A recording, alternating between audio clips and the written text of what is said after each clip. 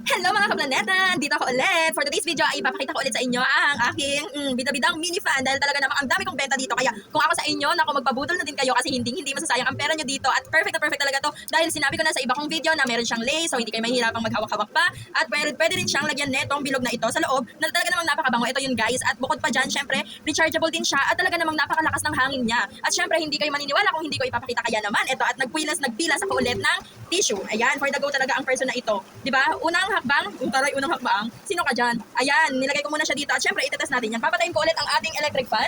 Ayan, oh wala nang hangin guys ha. Ayan, ito yung number 1. Let's check. Number 1 yan guys. Number 2. 'Di ba? Number 2.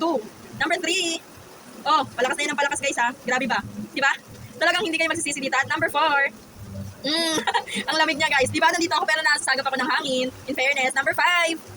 Ayan, o, di ba perfect talaga namang hindi kayo manghihinayang sa perang ibibili niyo dito dahil talaga namang nakaka-fresh siya at hindi kayo mahahagard lalo na kapag nasa mga meeting kayo or halimbawa na lang talaga yung mga bumabiyahe sumasakay sa jeep, ganyan. Talaga namang napakasarap nito sa mukha, sa katawan, pwede yan dito sa loob. At dahil may lace siya, pwede niyo yan suotin kaya hindi na kayo mag-worry kung saan niyo siya ilalagay dahil hindi kayo mag-iisip kung nasa na ba yung mini fan ko dahil nasa inyo lang mismo. Kaya ano pang hinihintay niyo? Check out na!